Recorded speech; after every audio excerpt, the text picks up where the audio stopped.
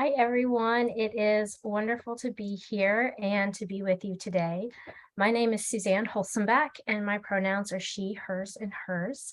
And so I am excited to be with you all and to talk about this subject with you all and journey with you all. And so I do want to encourage you all to engage. If you have questions, raise your hand, utilize the chat box. To get us going, I had a little question for people who are coming in about where folks are heralding from today. Where are people logging in from? So I know there are some folks in Denton. There are some folks in Victoria, in Galveston, and in McAllen. Where are some other places that you all are located? You can just type it in the chat box. While you're doing that, I'll share where I am. So I am normally in Austin, Texas. That's my home. And I live there with my spouse and my cat. And I'm actually in East Texas. I am behind the pine curtain right now. I am at my Meemaw's house. So if any of you all are familiar with East Texas, I'm actually in Lufkin, Texas right now. So I am far east. And it is humid. It is so humid here. I've got Snyder, Brownsville, wonderful. Thought I saw someone from North Carolina too. Peggy, are you normally from Texas? Your name is super familiar to me. Yes, from Texas. Okay. Exactly. Yeah, Austin to be. Okay. Okay. I was like, your name is really familiar. Good We've got some friends. Yeah. So, well, I am thrilled to be here. Thank you for chatting in.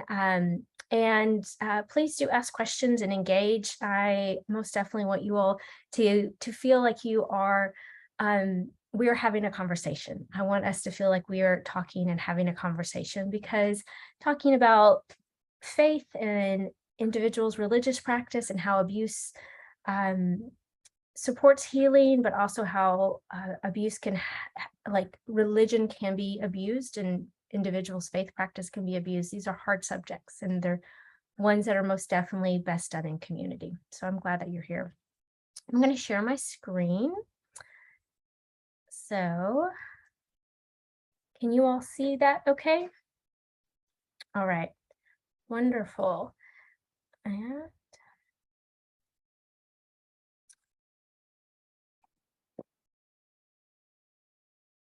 okay, so let me move a few things around on my computer screen so I can see everyone. So today we're really diving into the topic about when stories set us all free. And so much of the healing journey for survivors of abuse and violence is being able to articulate in some way, shape, or form, if that's spoken word or song or even art, or just being able to express, being able to tell one story, being able to share that, and in the process heal and also encourage community change and action as well. So we're going to speak a little bit about that and explore some different areas and kind of weave those things together. So a little bit about me. I am a consultant. By day, I actually work for a company called Element 74. And specifically, I work for a product called Coalition Manager. So some of you all might be really familiar with that. Some of you all are probably more familiar with our sister product, Vila. I know Cindy is.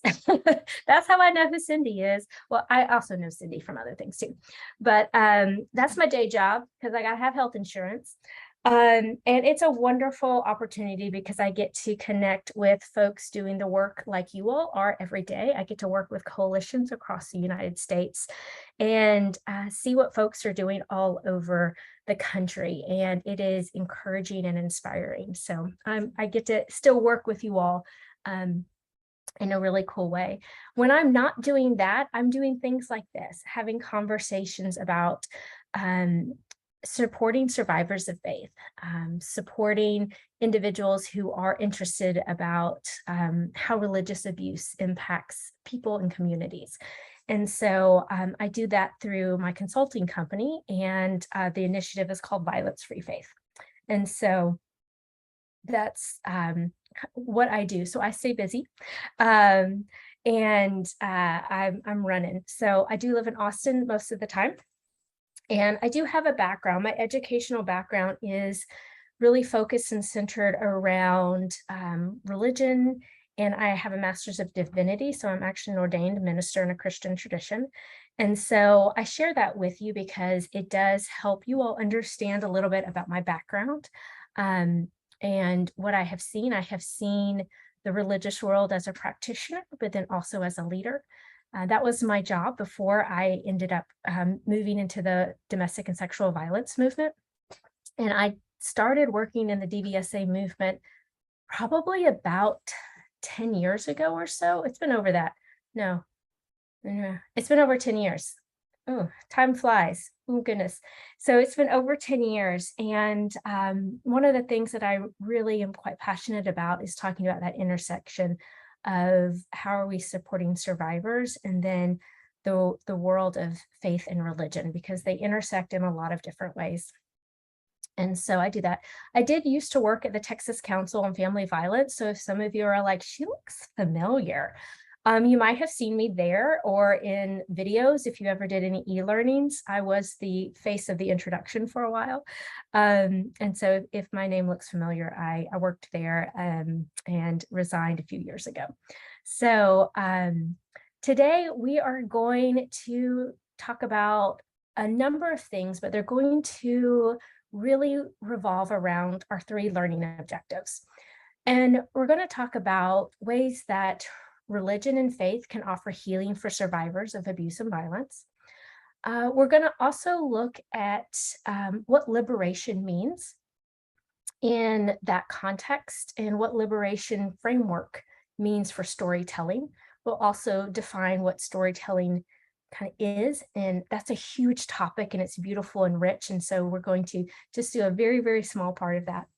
And then we're going to do some interactive work together. We're going to gather in small groups and look at some survivor-driven transformative practices. So what are things that you can take away and think about and discuss and implement in your own work and in your own agencies and your local programs? So we are going to fit all of that in to less than an hour and a half. So we will do our best to get it all in there. I'm trying to move one of my boxes around. So I find it really helpful when we're talking about faith communities and religious organizations to start with just a real quick definition. So what are we talking about when we talk about religious organizations and faith communities? Most folks have something in mind and it's very distinctive. And I have a whole presentation where I go through this and kind of unpack it and go into more depth. For this context, we'll kind of talk about it in 2 different ways. So when I speak of a religious organization, that tends to be a much larger, body. It would be your denominations, the different sects inside of a faith tradition. Like inside of Islam, there is Sunni and Shia. And so those are big sects. There are branches. There's also associations. There are dioceses, which are kind of different sections that are sometimes bound by geography, but sometimes not.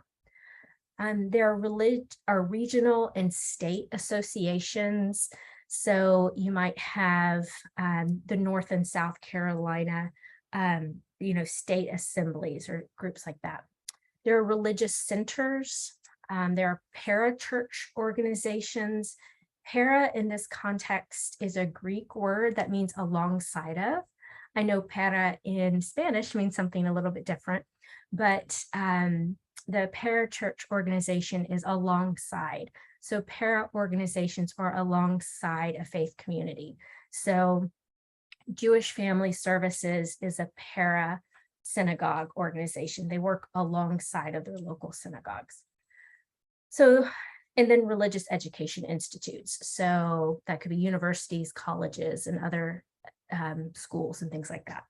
So those religious organizations all kind of exist as part of this conversation. And I point them out because they hang out here in this kind of, when we look at the socio-ecological model, they're out here in kind of that outer edge in society because they're the big system level organizations. And when we think about liberation and oppression and how our stories are told and where our stories go, that system level is some of the largest and most kind of, lumbering structures and institutions in our world. And so those are things that are needing advocacy and change. And so those religious organizations are part of this conversation as well. So when you kind of think about that, we're thinking of that very outer layer of advocacy work, that systems level advocacy work.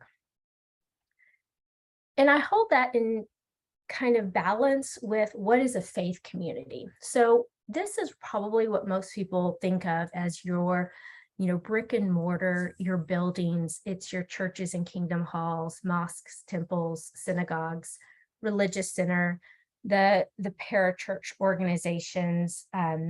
Some of these might be, they might have a missionary focus. They might have a social service angle to it.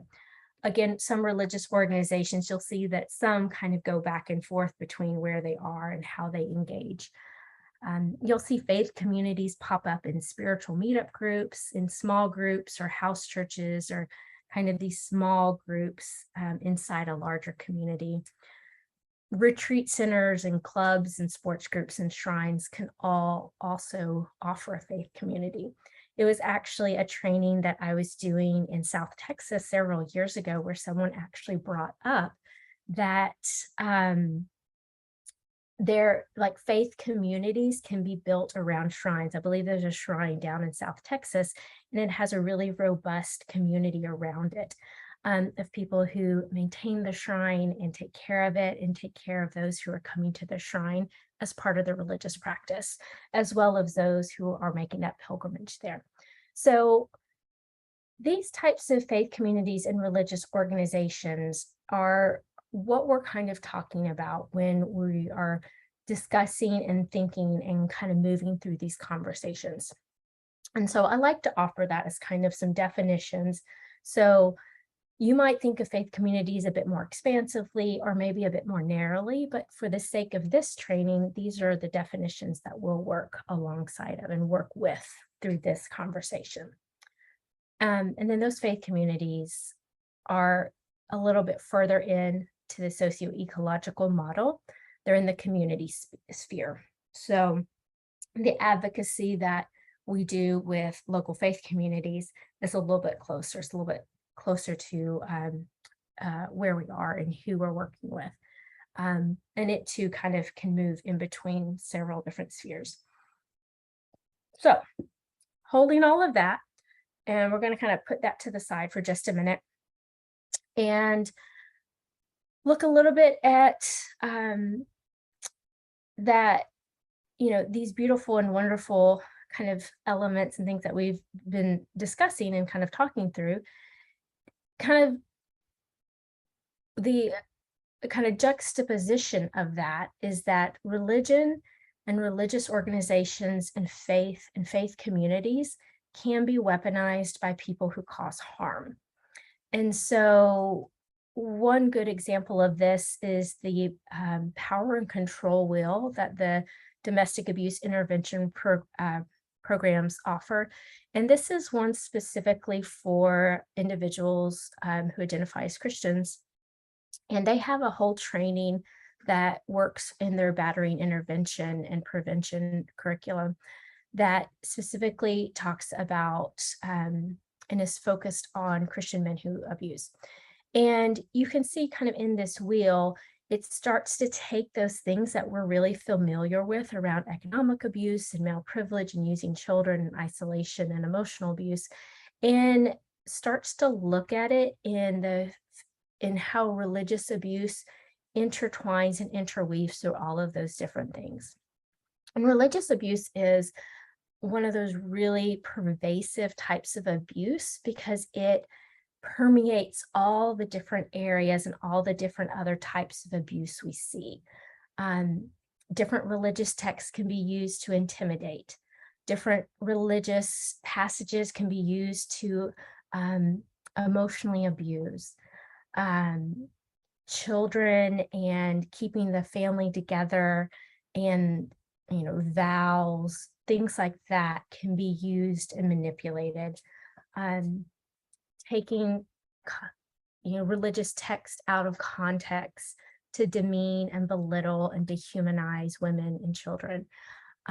All of those things can have a very distinctive religious flavor. And so people who cause harm can use someone's faith against them. And we can see that kind of throughout the whole wheel. And so it's important for us to know that faith is and a religious practice is not separate from individuals.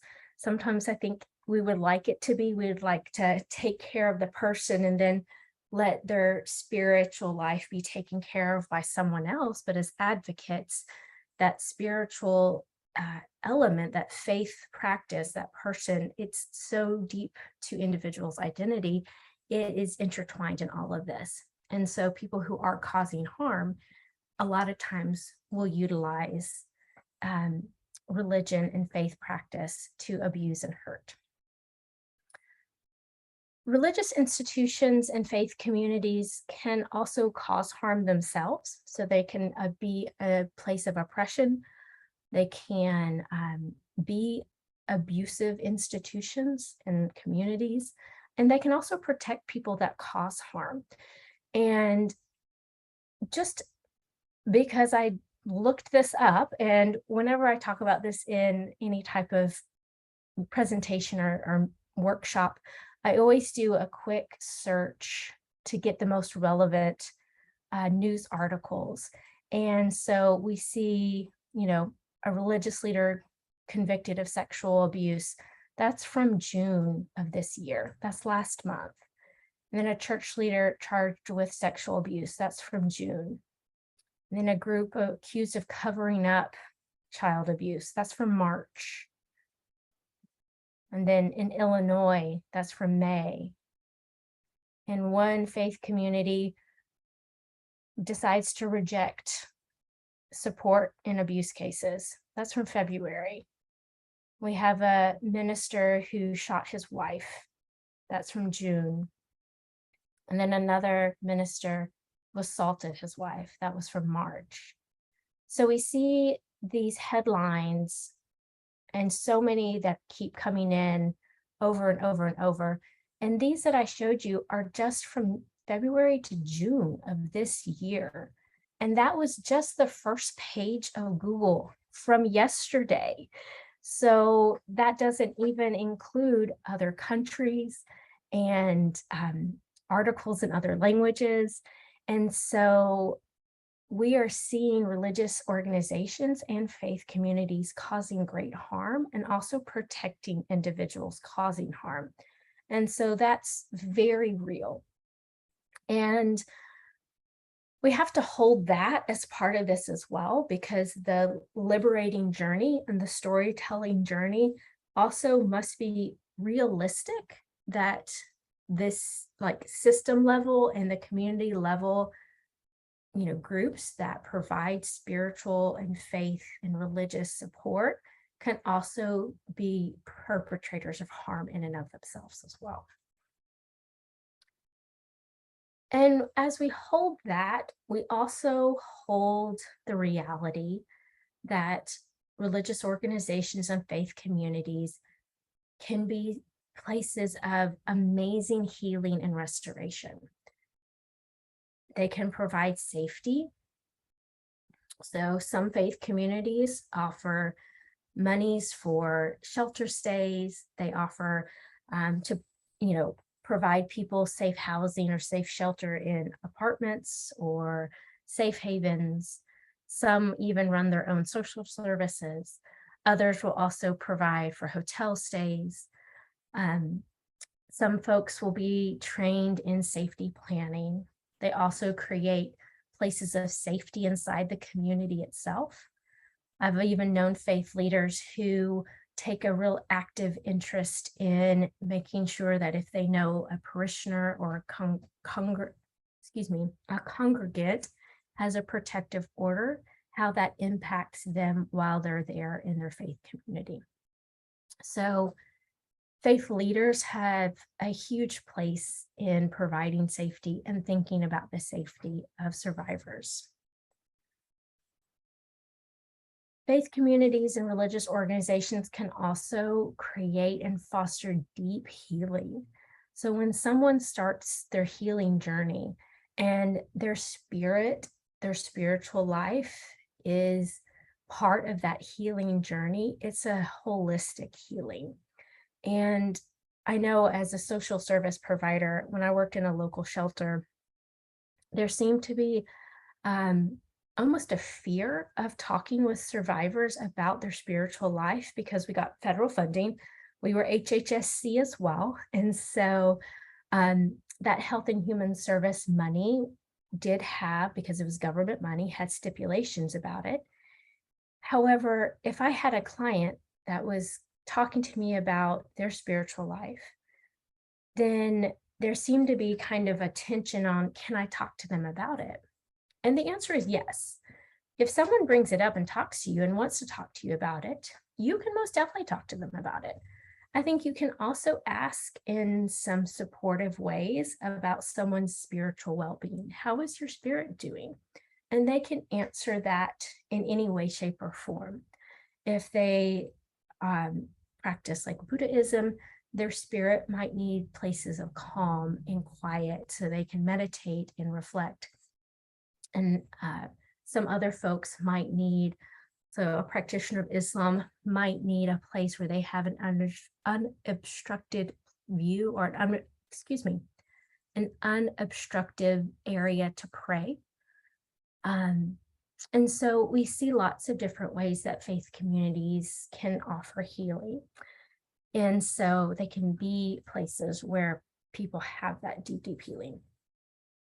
Faith communities and religious organizations can also offer accountability. And some folks might think of this as they can use a church space or a faith community space for a battery intervention and prevention group, which I know many do. Are there any folks here on the call today where their battery intervention programs utilize the faith community?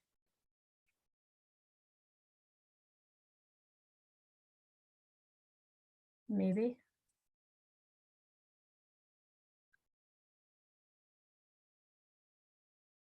Okay, people might not. So some battery interventions do. I always have a wide variety. Oh, Cindy says there's no BIP in Perryton. I thought there were some McAllen folks. I know you all have you have intervention programs down there. So some battery intervention programs and other accountability programs will utilize faith communities because sometimes they're the only space to gather a group in town. And so that's where you meet. Other folks feel like that might not be the safest place. Other people might think that that is kind of a politicized move, or that is potentially not allowing the most accountability for perpetrators, especially if they are people of faith or faith leaders. Then having that in a church or a faith community can potentially kind of obscure the fact that they're being accountable, because someone could be like, oh, we're like going to church tonight, and not actually being honest with themselves about what they're doing. But faith communities and religious organizations offer a really beautiful way to offer accountability to people who cause harm, in the fact that in community we are around each other and we're growing with each other. and we have the space to speak into each other's lives. And faith leaders in many, many situations have a place of power in individuals' lives. And so they can hold people accountable without shaming individuals and hold them accountable for their acts of violence and abuse and harm, and have that position in their lives. There's a battery intervention curriculum called Men Stopping Violence. They're based out of Atlanta. And part of their curriculum, about halfway through the sessions that they go through, they have the participants invite someone that can offer accountability into their lives. And many times the men, mostly men in the group, will invite a faith leader because that is someone that they respect. It's someone they look up to, and it's someone that can provide accountability. And it's normally a long-term accountability. Does this happen all the time? No. But then there's other ways too. There was a church in Oregon, and I met at a conference a number of years ago, and their stance was, we always believe survivors. Without a question, we always believe survivors.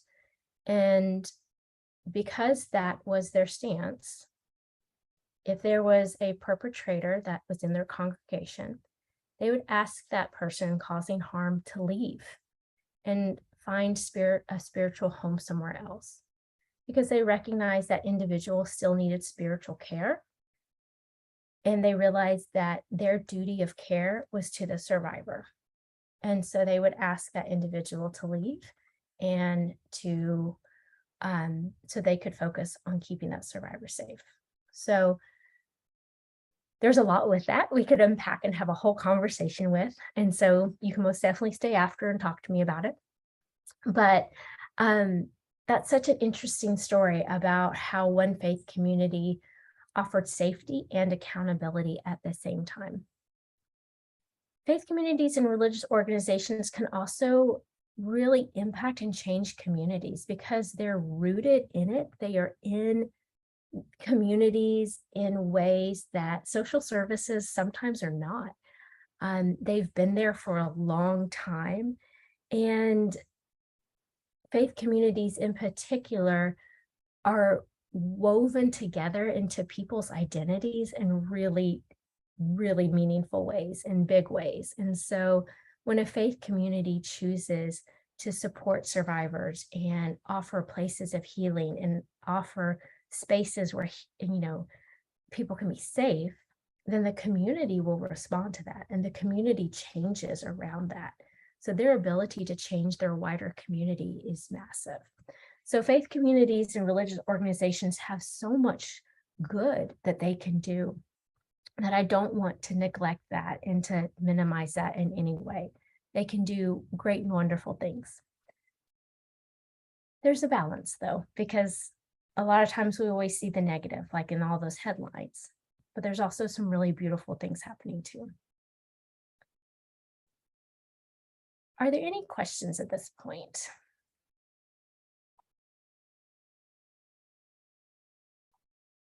Y'all still hanging in there with me? Okay. So the next kind of section that I want to move into and kind of weave together is thinking about liberation and liberation frameworks or liberatory frameworks. So this again is a huge topic, and I could spend hours and hours and hours talking to you about it. But when we start thinking about liberation, we first need to step back and actually think about what is oppression. Because if we are thinking about liberation, it's normally liberation from something. And so it would be, well, okay, well, what's oppressing people that they need to be liberated?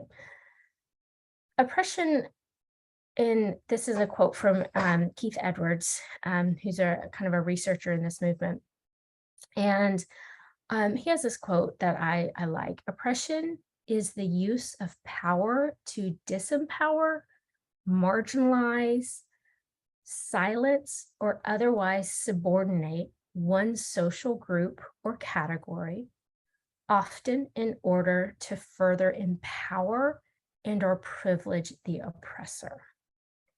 So this is a really powerful quote because we're seeing a number of actions and intentional actions to disempower people, to marginalize, to push them off to the side, to silence them, to take away their voice. Um, and all of it is to keep one's power and their privilege.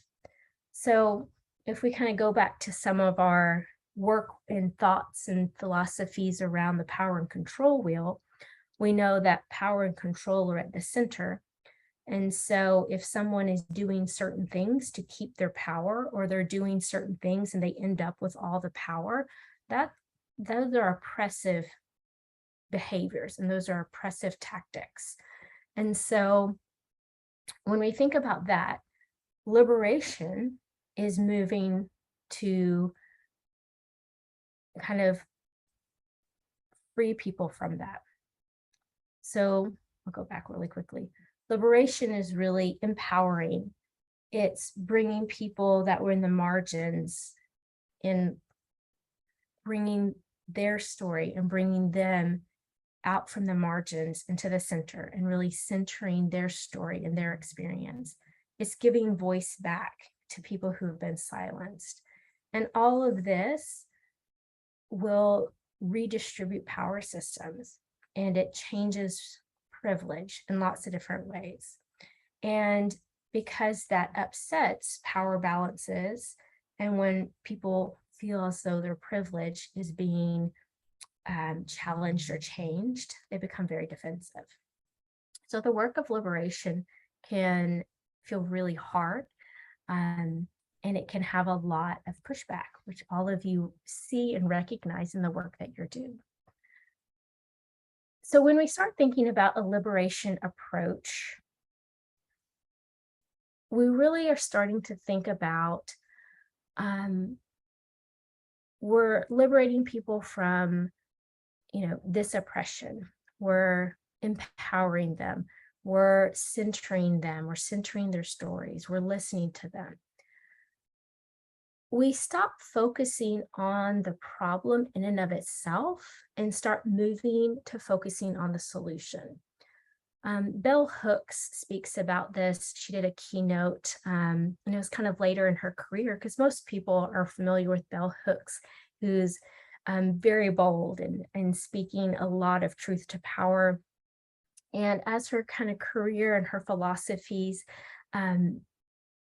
aged and matured, she started to really kind of shift and change some of her understanding of anger. And some of those pieces were around letting go of destructive anger and really knowing that anger is an emotion and that it is neither good nor bad.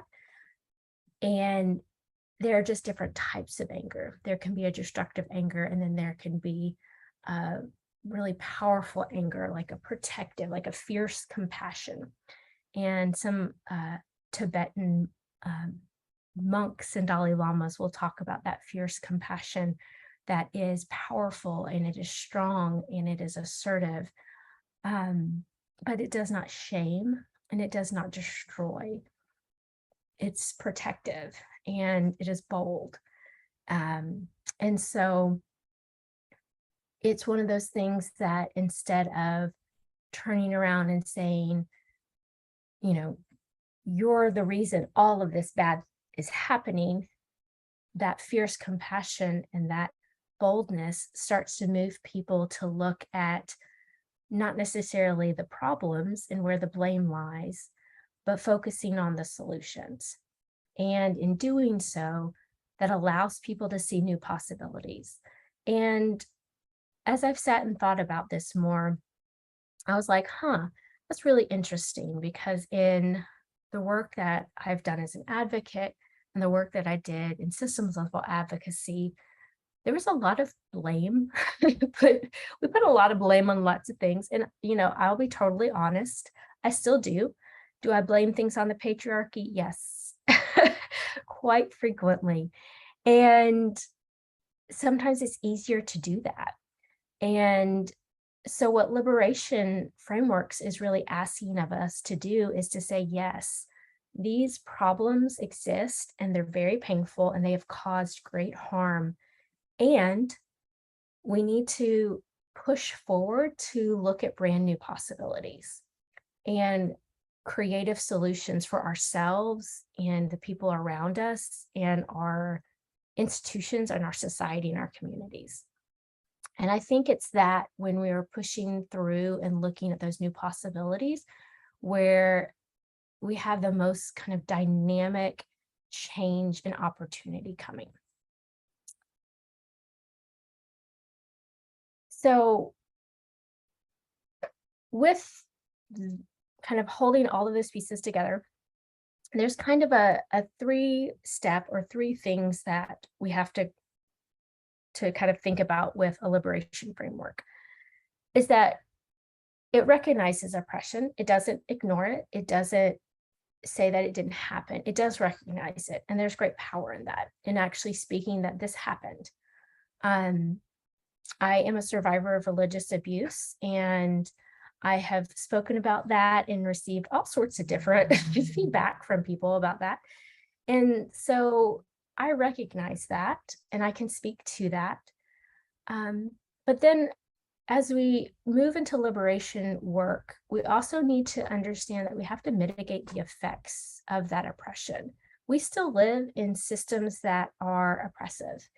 And those systems, as much as sometimes we want to burn it all down and wipe the slate clean and start all over, the reality is that that is not going to happen in most cases. And so we still have to live inside oppressive systems and mitigate the effects of that oppression. And in doing so, equalize the imbalance of power. And sometimes holding that feels really crummy. It does not feel nice because we want the oppression to end and to stop immediately. However, that's a very long road. And this is most definitely a marathon and not a sprint. And so we have to be able to do number two and number three um, at the same time and kind of constantly blending those things. So we have these liberation frameworks, and we're going to unpack one, two, and three a lot more in a few minutes. So we move on to kind of thinking about what is storytelling. And if I was to ask you, what does storytelling mean? How would you all define that? You can pop it in the chat or you can unmute yourself.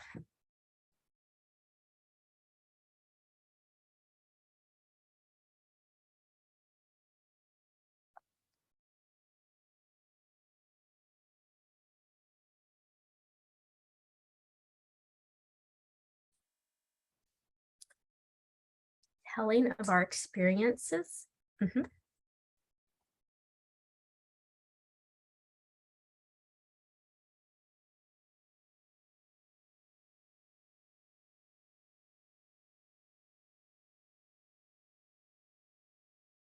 Everyone agree with that? Or are people typing? I can't see if you're typing or not.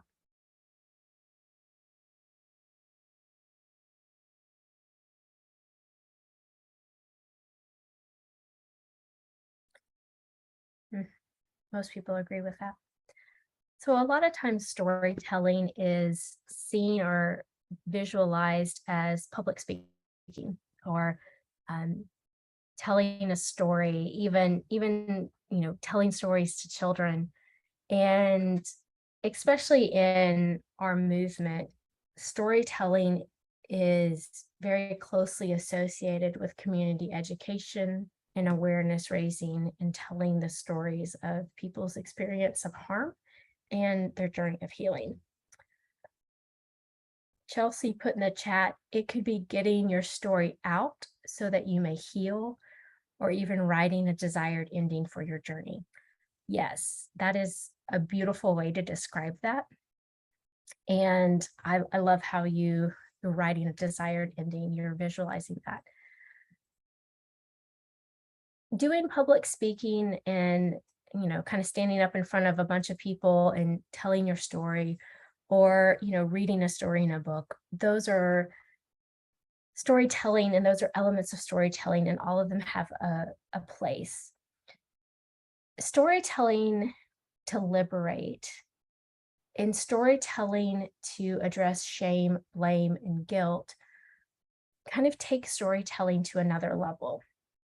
And it requires us to go deeper and to think more broadly about storytelling. And I like how Chelsea say it's getting your story out. And that's such a beautiful way to put it, because it's like the story has to be spoken. The story has to get out. And it doesn't necessarily matter how it gets out, but the story must exist. And it almost creates an individual. It's like the story has its own identity in some ways. And there's a really interesting piece with that, is that stories of healing will shift and change over time as well. And so you all might have seen this or heard this or experienced this if you're a survivor yourself. But as your healing journey progresses, your story also changes. And you see different elements, and you see different nuances of your story and of what happened. And in part of that, where you're potentially recognizing the oppression and recognizing the harm, um, you have new insights. I think one of the things that I've realized as a survivor of religious abuse, as I've, you know, gone and gotten older, um, is that there aren't really any villains and heroes in the story. No one is all one or the other. And people that I had looked to as people to help weren't that great of helpers. And people that were kind of the villains weren't all bad as either.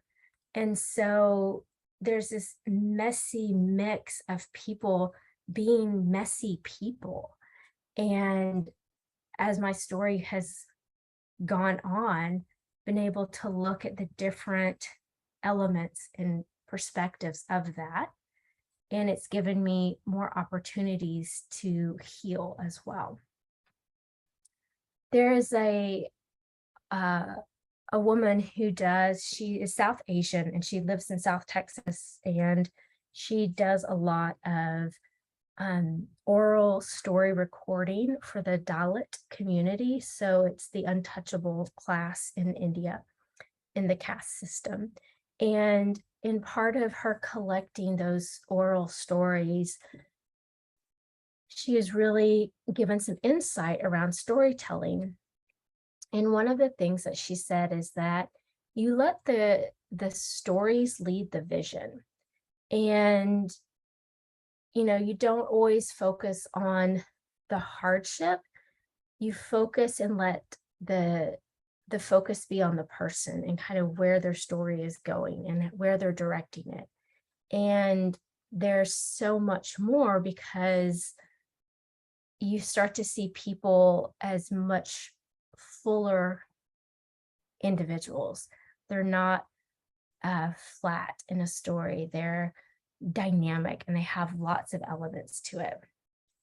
And so you look at it from the story of being this really complicated and complex and beautifully messy human, not just the trauma that people went through, and not just the trauma that they are currently experiencing. So storytelling can allow for that, where we can see, yes, individuals have experienced deep pain, but they're also doing great and wonderful and beautiful things at the same time.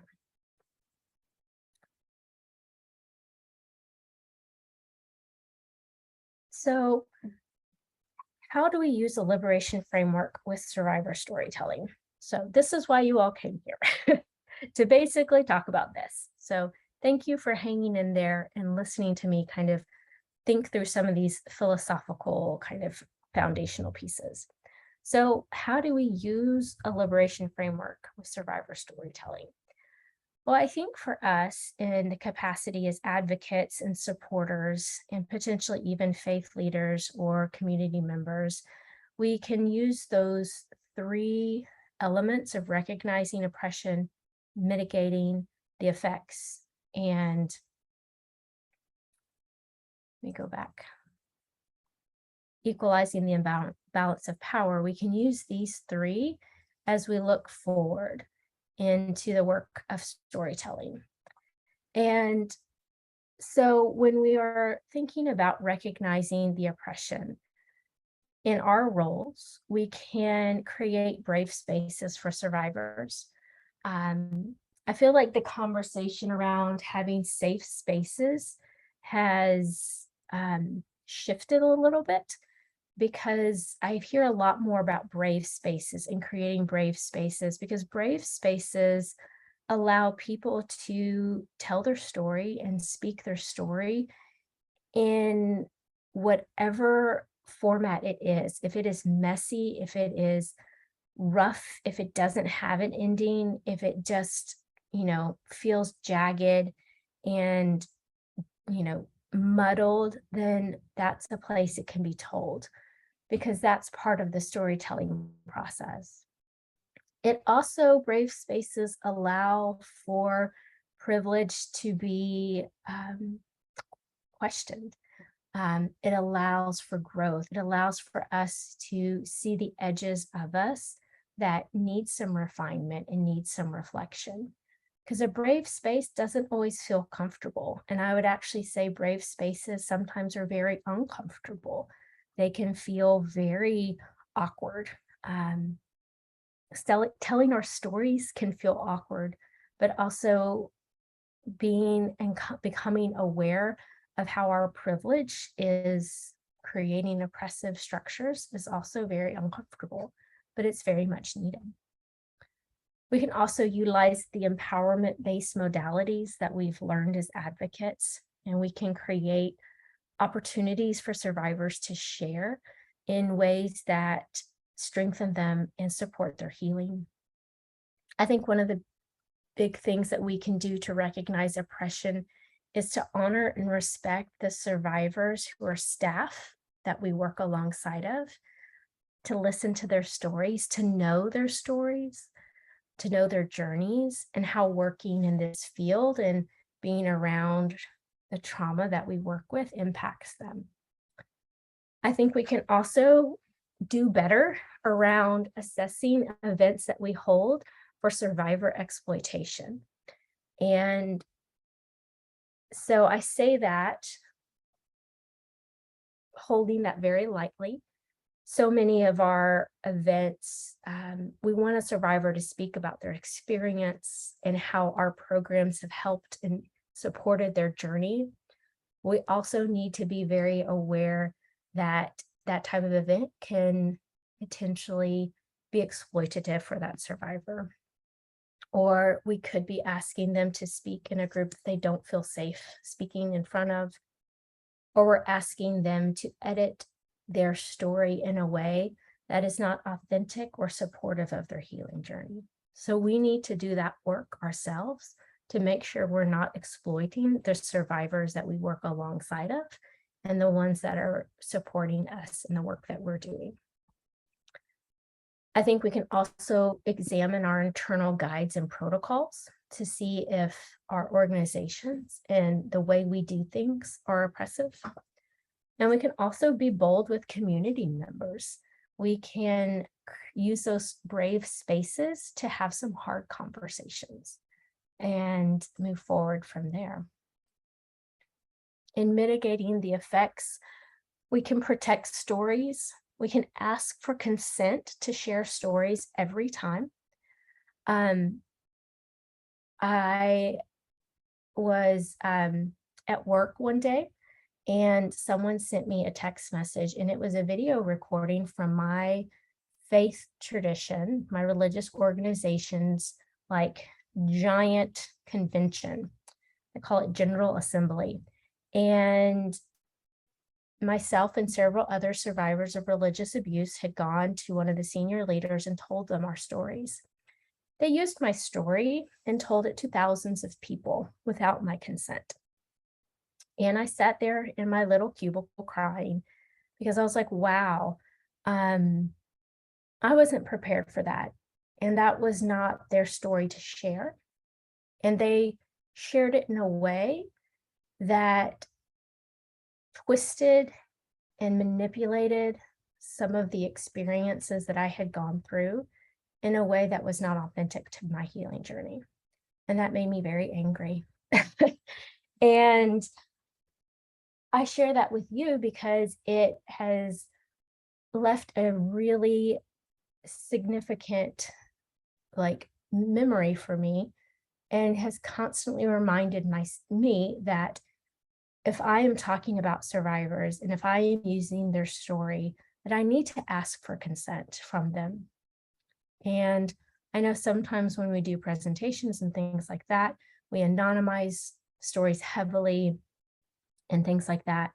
But if you are sharing and if you are talking about a survivor story, then you most definitely need to ask for consent to share. Um, because you never know where those survivors pop up. They might be in one of your trainings one day. They might be sitting in the audience and hear you talking about their story and sit there and be like, you took that out of context and that's not fair because what I told you was speaking truth and addressing the oppression and you took that away. You took that out of my story. So that's very important. I think you can also mitigate effects by nurturing organic opportunities for storytelling.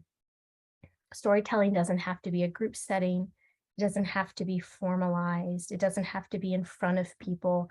You can have ones that are much more organic, having people be around each other. Many of you might have, grown up in families where storytelling just bubbles up as part of the culture. Uh, as I shared with you all, I am in East Texas, and part of our East Texas culture and tradition is we eat, and we eat a lot together. And we talk, and we eat, and we cook, and we eat, and then we get to desserts. And so there's all these stories that get told in the process of food preparation and food consumption. And so these are some of those organic opportunities. And so it's a really interesting way to think about as professionals, how do we nurture some of those organic storytelling opportunities for folks?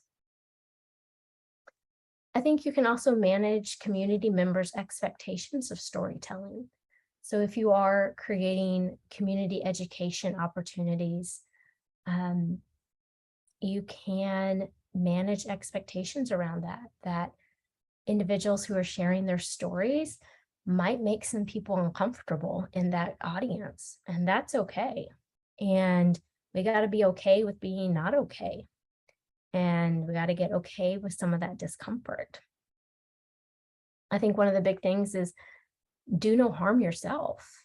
Um, really look at your own practice and your own agency's practice to make sure that um, you are not causing harm by your own practices.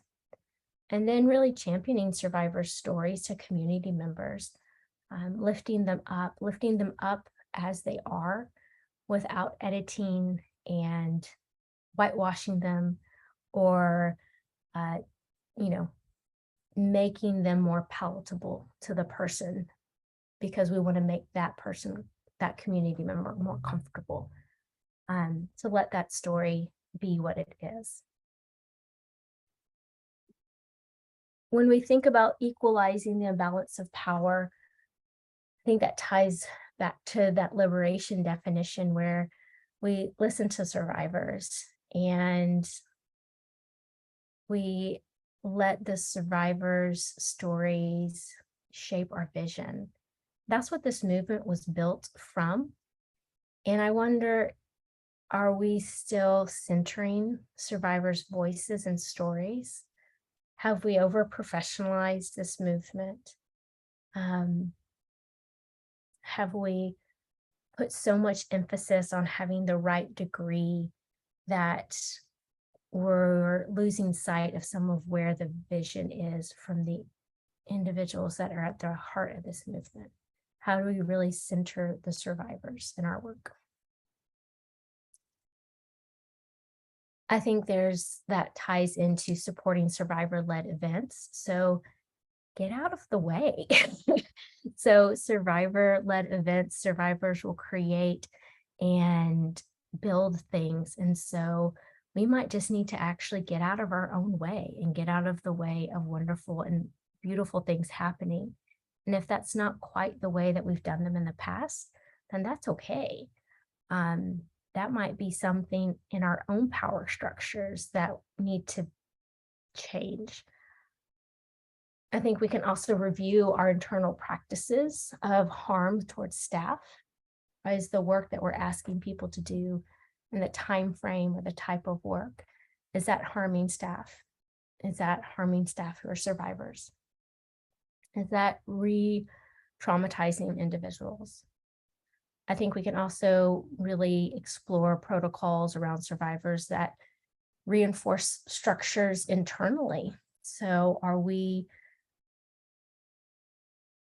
or should I say, have we as organizations embodied patriarchal and white supremacy practices?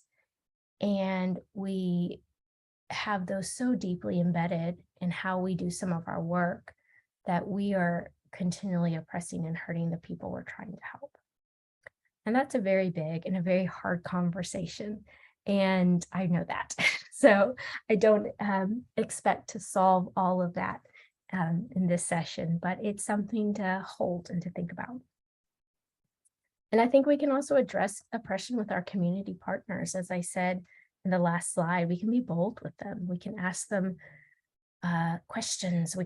We can get to questions that are real.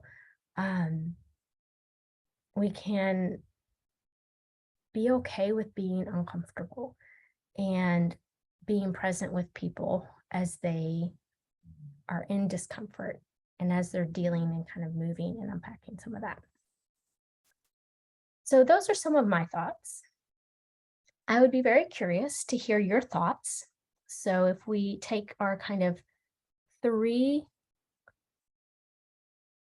options of recognizing oppression, mitigating effects, and equalizing the balance of power.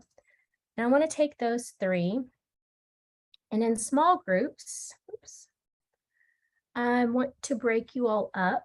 And if you are in a Spanish translation, you will stay in the main room. And then breakout 1, I am going to ask you all to talk about other ways that you can mitigate the effects of, oh, no, sorry.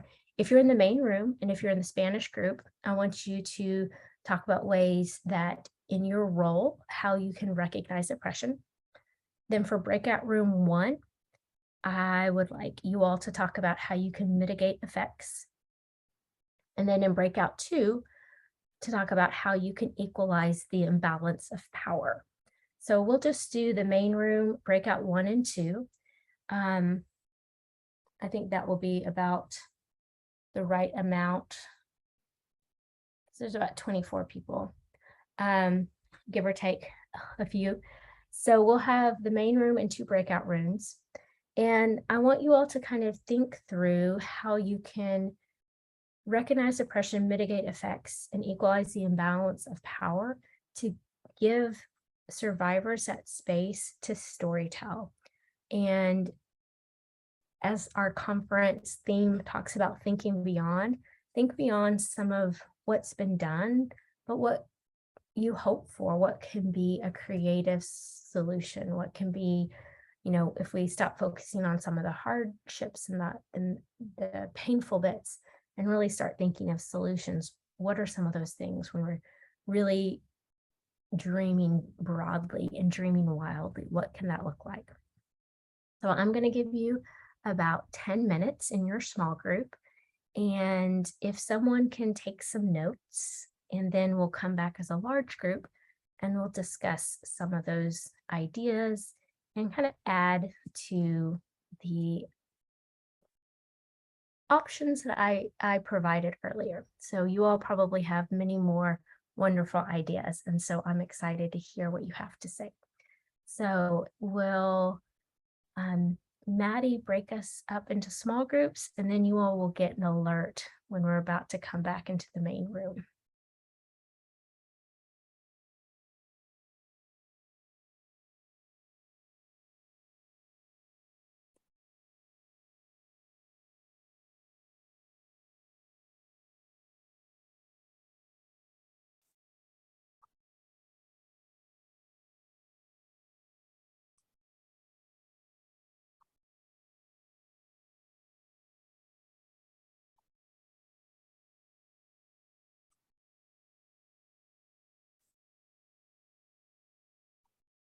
Are the breakout rooms enabled? I can't quite tell. I am trying to Oh, figure okay. it out right now. Yes. All right. I was like, I don't know if I have to push a button or not. Okay. I think folks are going into the groups. Yes, if you all want to choose which groups, so if you need interpretation, just stay in group 1, and then the other 2 groups will fill up, hopefully.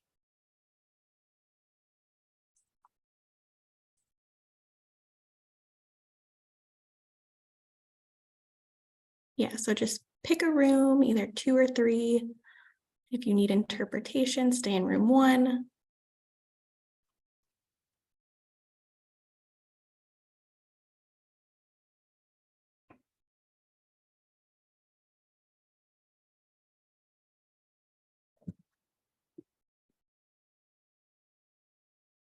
And I will start assigning other folks to the rooms if you do not choose one.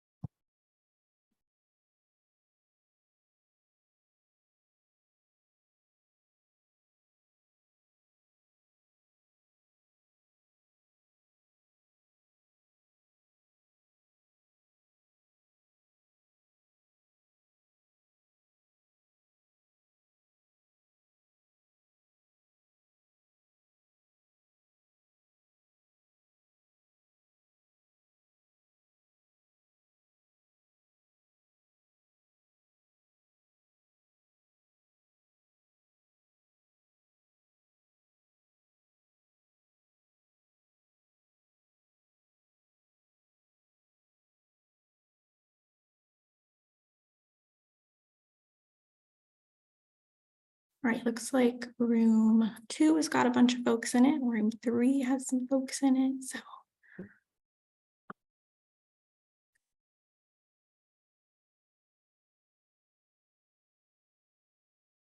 Thank you for doing that. for sure.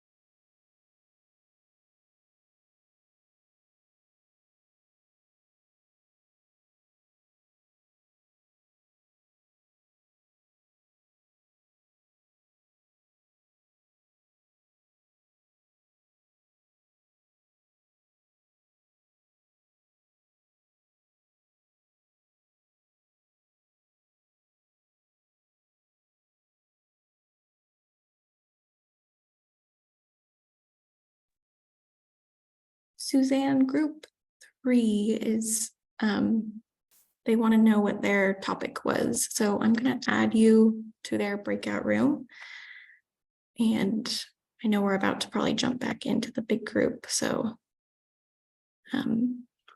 let me know if you would like me to bring everybody back or if you want me to send you to that room.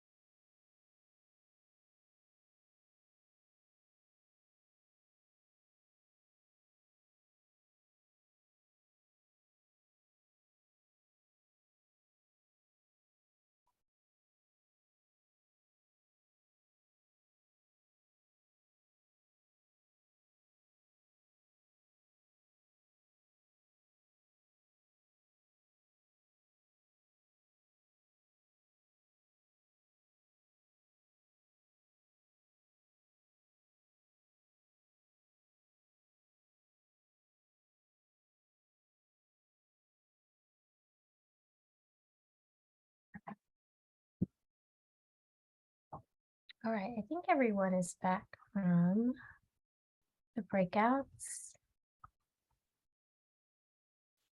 I know that was very fast. Would some of the folks be willing to share what your groups discussed and what you all came up with as small groups?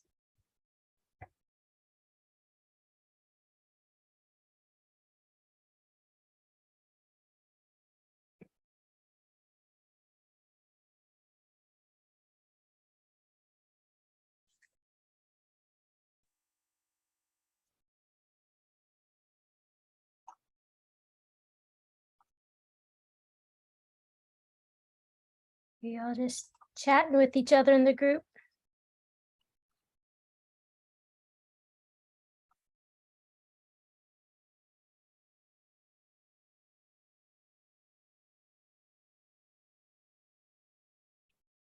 Yeah, Chelsea wrote in the comments relating to our clients when possible, so they know that we're not above them judging their stories. That's really meaningful. Yeah. That their stories right now is a piece of that story and a long journey of that story.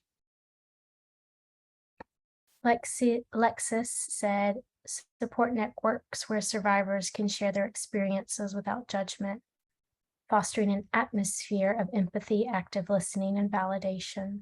Yeah. Do any of you all have survivor networks in your communities that are kind of survivor driven?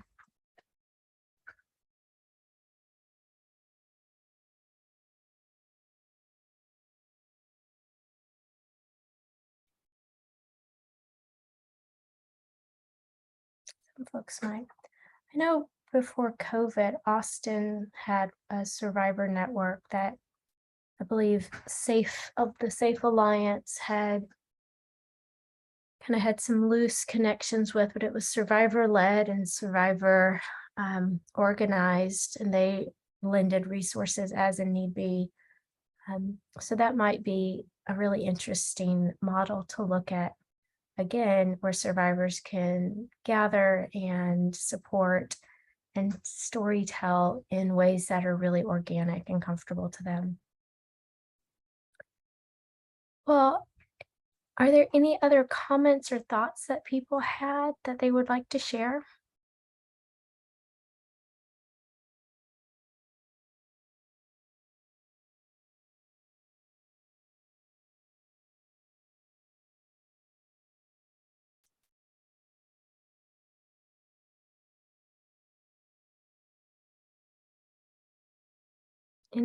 Any burning questions for you all?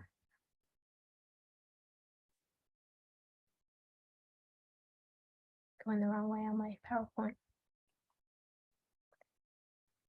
If you all are interested, I can send you my slide deck with some of the references that I utilized in my presentation and when I was thinking about the subject. So you can most definitely share that and explore some of this on your own. I will say that the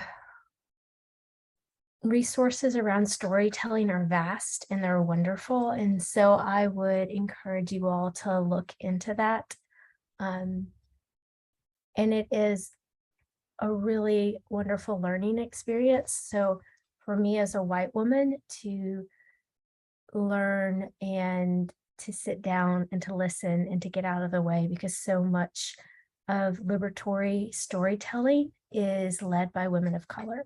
And so there are beautiful stories and stories that make me cry. And so I think all of those are ones that need to be heard and need voices, and they have lives of their own. And so I encourage you all to look into that and to explore that. It's a really beautiful form of sharing and adding more resources and support to the survivors in the different capacities that you work with them right now.